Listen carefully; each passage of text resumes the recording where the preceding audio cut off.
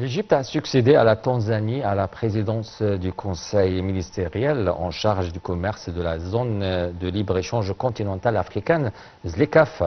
L'élection de l'Égypte à ce poste est venue sceller son rôle clé dans le soutien à l'intégration économique continentale africaine.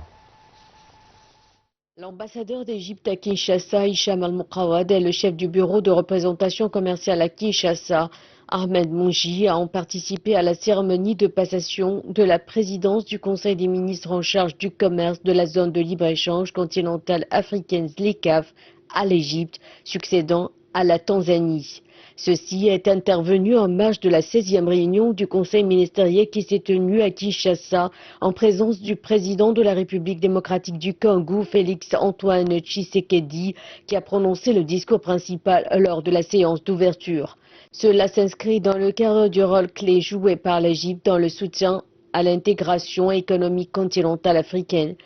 Le ministre adjoint de l'investissement et du commerce extérieur, Mohamed Al-Jouski, a assumé la présidence du Conseil au nom du ministre de l'investissement et du commerce extérieur, Hassan Al-Khatib, et a prononcé un discours dans lequel il a souligné l'engagement de l'Égypte à renforcer son rôle dans le soutien du commerce intra-africain et la promotion d'un développement économique global et durable sur le continent. Une délégation du ministère égyptien de l'investissement et du commerce extérieur a également participé aux réunions institutionnelles de l'accord sur la zone de libre-échange continentale africaine ZLECAf qui se sont tenues dans les capitales de la RDC, Kinshasa.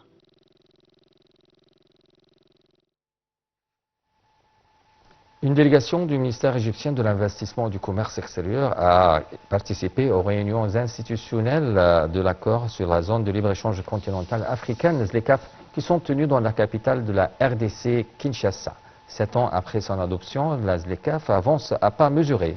Son objectif reste clair, stimuler les échanges commerciaux entre les pays africains en favorisant la libre circulation des biens, des services, des personnes et des capitaux.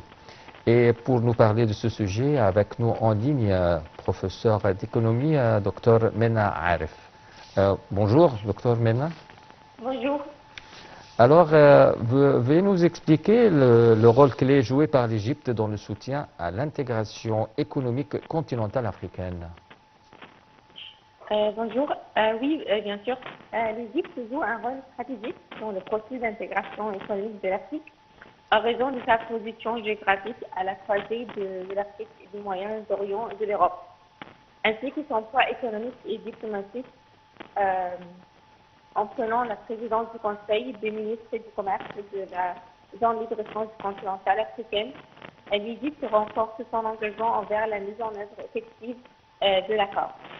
Aussi, le CER agit comme un moteur de coordination entre les pays membres en facilitant le dialogue sur la réduction des barrières commerciales, la création d'infrastructures régionales et l'harmonisation des politiques commerciales. L'Égypte soutient également la transformation industrielle du continent en promouvant les investissements intra-africains et le développement des chaînes de valeur régionales. Alors, quels sont les gains à tirer de la dynamisation rapide de cet accord?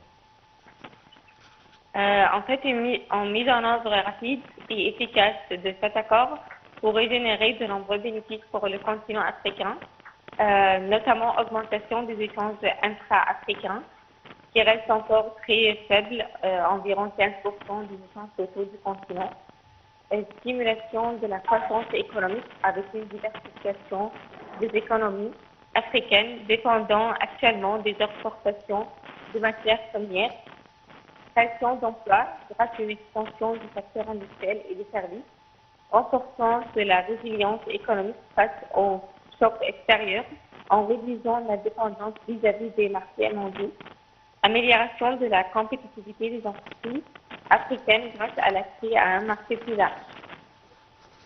Docteur Mena, vous êtes professeur d'économie. Merci bien pour votre intervention et bonne fête. Et on continue alors avec notre sujet où le ministre égyptien des Affaires étrangères, Badr Abdelghati, a effectué une tournée en Tunisie, en Algérie, au cours de la semaine dernière. L'agenda du chef de la diplomatie comprenait des rencontres avec le président tunisien Kais Saïd et ses homologues en Algérie et en Tunisie, consacrées au renforcement des relations entre l'Égypte et ces deux pays. Plus de détails dans ce commentaire.